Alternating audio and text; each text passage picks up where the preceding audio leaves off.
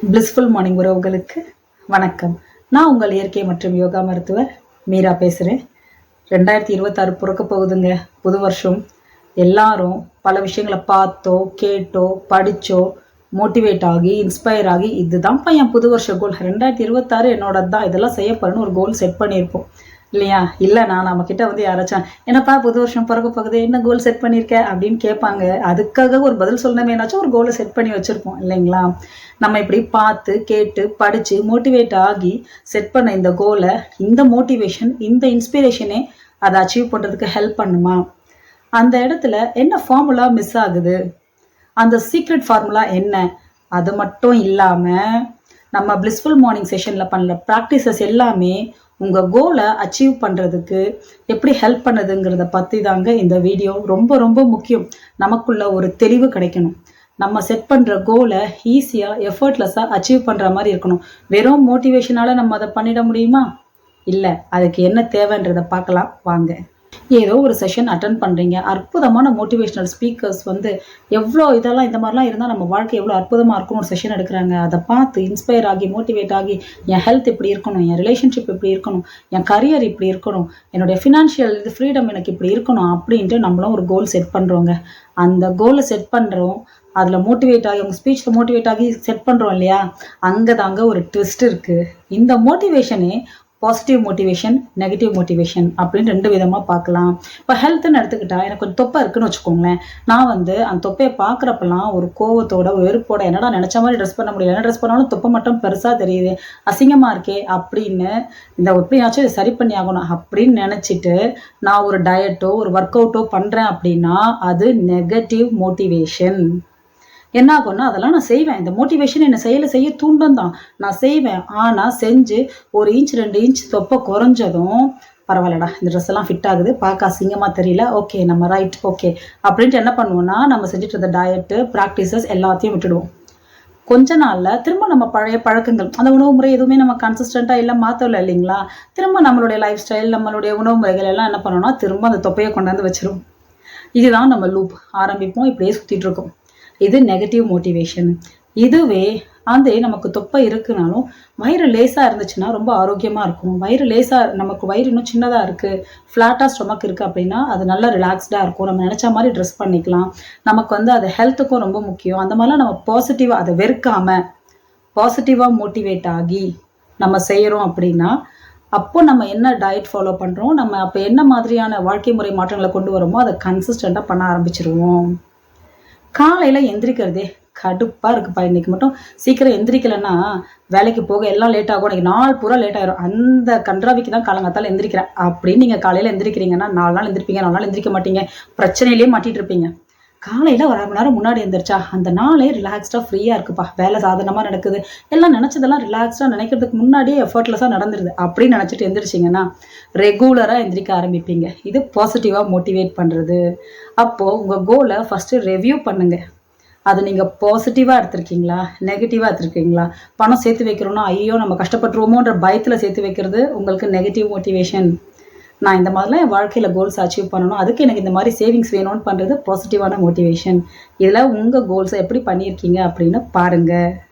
அடுத்த ரொம்ப முக்கியமான விஷயம், இந்த மோட்டிவேட் ஆகி அப்படியே பீக்கில் போயிட்டு அப்பா இதெல்லாம் இன்னும் ஒரே நாளே இதை செஞ்சுருவேன் அப்படின்னு நம்ம செய்கிறோம் பார்த்தீங்களா, அது எல்லாமே புஷ்ஷுன்னு நிறுத்து போயிடுவோங்க உடனே.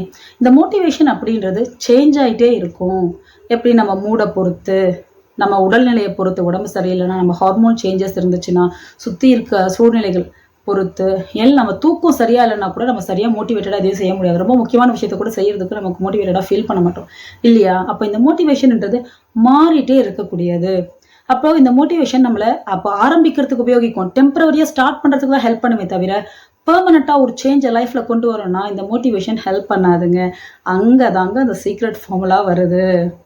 அதுதான் கன்சிஸ்டன்சி. எந்த விஷயத்தையும் தொடர்ந்து பண்ணுறது போர் அடிக்கும் தான். மோட்டிவேஷன் அப்போதைக்கு உங்கள் உடம்புல சந்தோஷமாக அந்த ஹாப்பி ஹார்மோன்ஸை சுரக்க, ரிலாக்ஸ் பண்ண, எல்லாத்துக்கும் ஹெல்ப் பண்ணுங்க.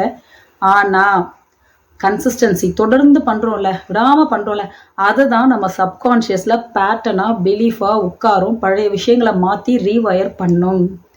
மோட்டிவேஷன் இருந்தாலும் கன்சிஸ்டன்சி இல்லைன்னா நினச்சதை நம்ம ஆரம்பிக்கலாம், முடிக்க முடியாது. புரியுதுங்களா? நம்ம எல்லாம் நினைச்சிருப்போம் வெல் பிகினர்ஸ் ஹாஃப் டன் அப்படின்னு நம்ம பழகிருப்போம். ஆரம்பிக்கிறது மட்டும் போதும், அப்படி மட்டும் இல்லைங்க. அதை நம்ம இந்த விதமாகவும் பார்க்கணும். புரியுதுங்களா? ஸோ கம்பல்சரி உங்களுக்கு கன்சிஸ்டண்டா சில பயிற்சிகள் தேவை.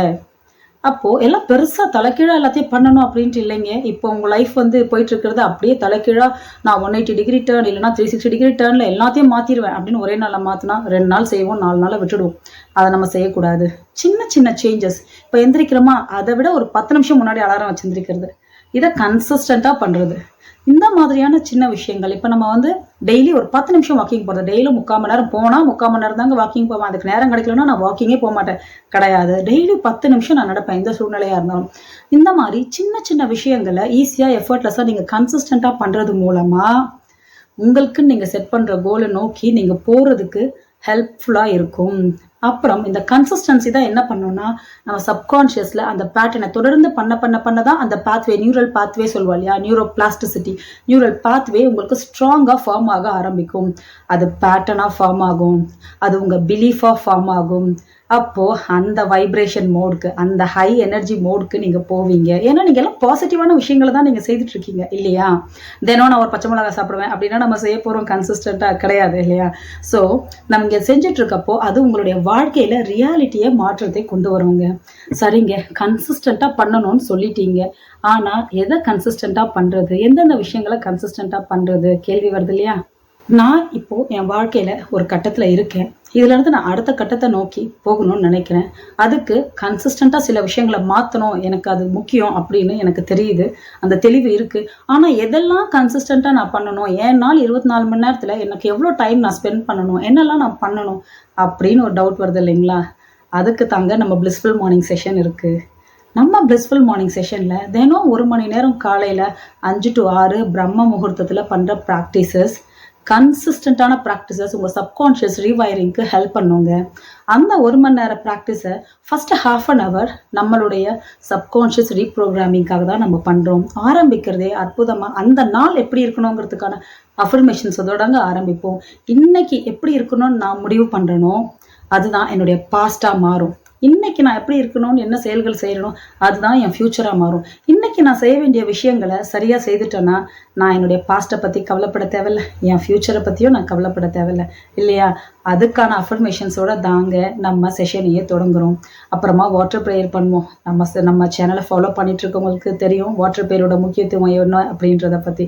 அதை பற்றி நான் வந்து வாட்டர் சக்கராக்கான ஒரு சுவாதிஷ்டான சக்கராக்கான ஒரு தனி வீடியோவே நான் கொடுத்துருக்கேன், அது எவ்வளோ முக்கியமானது அப்படின்ட்டு. அப்போ இந்த வாட்டர் ப்ரேயருக்கு அப்புறமா நம்ம ஹோப்பனோப்பனோ சொல்லுவோம். இந்த ஹோப்பனோப்பனோவே நம்ம எப்படி நம்ம பிரிச்சிருக்கோம், நம்ம பிளிஸ்ஃபுல் மார்னிங் செஷன்ல முதல் வாரம் ஹெல்த்துக்காக சொல்லுவோம், 2வது வாரம் ரிலேஷன்ஷிப்காக சொல்லுவோம், 3வது வாரம் career and work life balance, 4வது வாரம் பணத்துக்காக சொல்லுவோம். இந்த விஷயங்களுக்கு தான் ஹோப்பனோப்பனோ சொல்லிட்டு அது சம்பந்தமாவே டெய்லி கிராட்டிடியூட எழுதுவோங்க. நம்ம வாழ்க்கையில குயிக்கா எந்த விஷயமும் நமக்கு நடக்கணும் அப்படின்னா பழைய பிலீஃபை, பழைய பேட்டர்னை ஓவர் ரைட் பண்ண, கிளென்ஸ் பண்ண ஹோப்பனோப்பனோ சொல்லிட்டு மனசார அந்த விஷயங்களுக்கு நன்றியுணர்வை வெளிப்படுத்துங்க. நீங்க மிகப்பெரிய போர்ட்டலை ஓப்பன் பண்ண மாதிரி நீங்க நினைக்கிற விஷயங்கள் ஈஸியா எஃபர்ட்லெஸ்ஸா நடக்க ஆரம்பிச்சிடும். நம்ம வாழ்க்கையில பிரச்சனைக்குரிய விஷயங்கள் எங்கெங்கெல்லாம் வருங்க, ஹெல்த், ரிலேஷன்ஷிப், கரியர், மணி, இதுதானே பெருசா டென்ஷனை கொடுக்கக்கூடியது. இந்த நாளத்துலயுமே இதை நம்ம பண்றப்போ தினமும் அப்ப எப்படி இருக்கும் யோசிச்சு பாருங்க.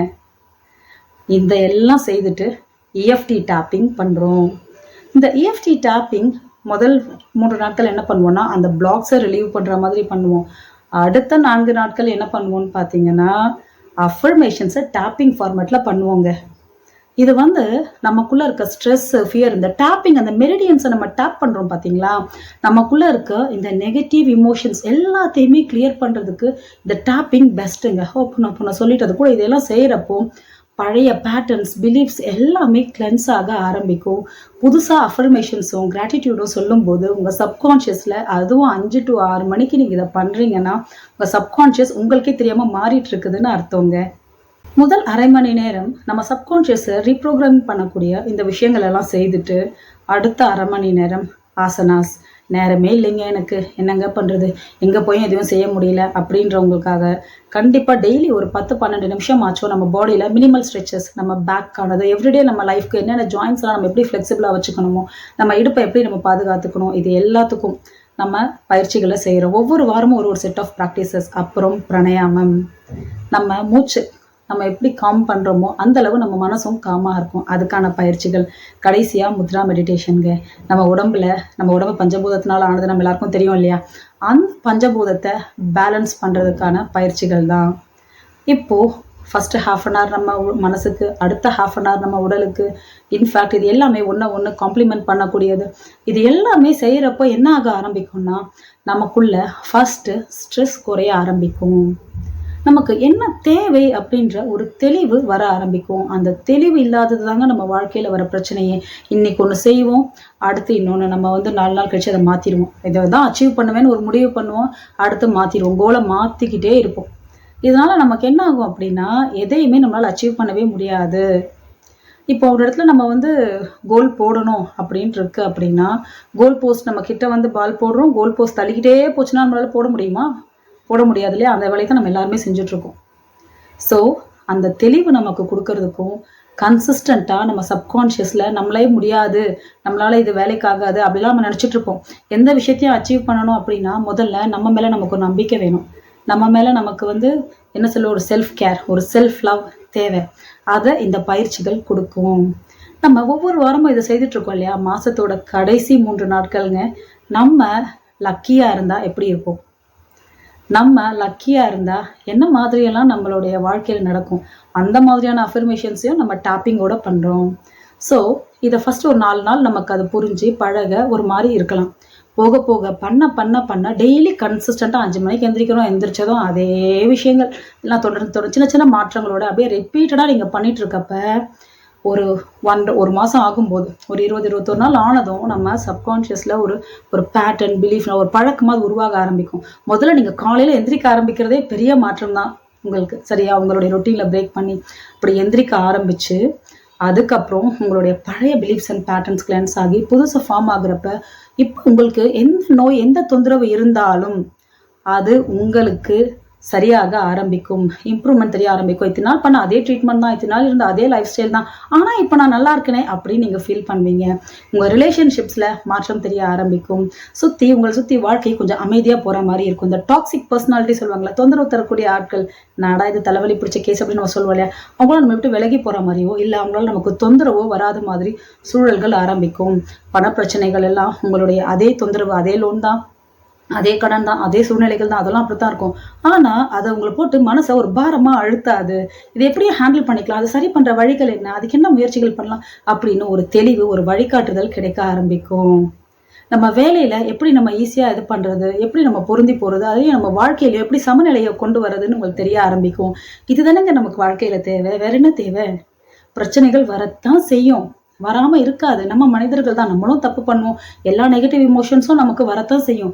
அதை ஈஸியாக எப்படி ஹேண்டில் பண்ணுறது, அன்றாட வாழ்க்கையில் அந்த பிரச்சனைகள் வரும்போது அதை எதிர்கொள்றதுக்கு எப்படி இந்த ஹோப்பனப்பனோ, இந்த கிராட்டிடியூட் மாதிரியான ப்ராக்டிசஸை நம்ம யூஸ் பண்ணிக்கிறது, எந்த மனநிலையில் இருந்து நம்ம எல்லாத்தையும் சாதிக்கிறது அப்படின்றத உங்களுக்கே தெரியாமல், உங்களுக்கு கிளாஸ் எடுக்காமல், உங்களுக்கு சொல்லித்தராமல், உங்களை மோட்டிவேட் பண்ணாமல், உங்களுக்குள்ள ஒரு சப்கான்ஷியஸ் ரீப்ரோக்ராமிங் நடக்குது அப்படின்னா அது நம்ம பிளிஸ்ஃபுல் மார்னிங் செஷன் ஒரு ஒன் ஸ்டாப் சொல்யூஷனாக இருக்குங்க.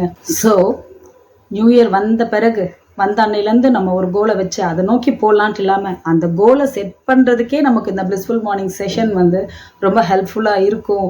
அதை செட் பண்ண பிறகும் அதை அடையிறதுல நமக்கு ஈஸியாக எஃபர்ட்லெஸ்ஸாக கைட் பண்ணோன்னா கண்டிப்பாக இந்த பிளிஸ்ஃபுல் மார்னிங் செஷன் ப்ராக்டிசஸை நம்ம எல்லாரும் செய்யணுங்க. இதை வீட்டில் ஒருத்தர் கற்றுக்கோங்க. நம்ம வாழ்க்கைக்கு தேவையான வாழ்க்கை விதி பயிற்சிகள் தான் இது. காலையில் 5 to 6 மணி ஒவ்வொரு மாதமும் தொடர்ந்து நடந்துகிட்டே இருக்குது. வீட்டில் ஒருத்தர் கற்றுக்கிட்டு வீட்டில் இருக்க எல்லாருக்கும் இம்ப்ளிமெண்ட் பண்ணுங்க. எல்லாரும் குரூப்பாக எல்லாரும் கிளாஸில் உட்காந்து பண்ணோம் அப்படிலாம் கிடையாதுங்க. எல்லாராலையும் அந்த நேரத்துக்கு எந்திரிக்க முடியாது. யார் ஒருத்தர் லைஃப் அடுத்த கட்டத்துக்கு டிரான்ஸ்ஃபார்ம் பண்ணோம், என்ன பண்ணுறதுன்னு தெரியாமல் முட்டி மோதிட்டு இருக்கோம் பார்த்தீங்களா, அவங்களுக்கு கண்டிப்பாக எவ்வளோ கஷ்டம் எப்படி இருந்தாலும் அந்த நேரத்துக்கு எந்திரிச்சிருவீங்க. வீட்டில் அப்படி கண்டிப்பாக ஒருத்தர் இருப்பாங்க, குடும்பத்துக்கு ஒருத்தர். அந்த ஒருத்தர் அந்த செஷனை அட்டன் பண்ணுங்க. அந்த எசன்ஸை, அந்த நாலேஜை அப்படியே குடும்பத்தில் இம்ப்ளிமெண்ட் பண்ணுங்க. நம்ம மாறுறது நம்ம குடும்பத்துக்கு ரொம்ப முக்கியம். நம்ம மாறுறது மூலமாக நம்ம குடும்பம் நல்லாயிருக்கும். நம்ம குடும்பம் நல்லா இருக்கும்போது நம்ம சொசைட்டி நல்லாயிருக்கும். நம்ம சரியாக இருக்கிறதுன்றது நமக்கு மட்டுமானது கிடையாதுங்க, இந்த சொசைட்டிக்கும் ஆனது தான். அந்த கடமை நம்ம எல்லாருக்கும் இருக்குது. ஸோ கம்பல்சரி நியூ இயர்க்கு உங்களுக்கு நீங்கள் தர கிஃப்டாக இந்த பிளிஸ்ஃபுல் மார்னிங் ப்ராக்டிசஸ் இருக்கட்டும். நன்றி, வணக்கம்.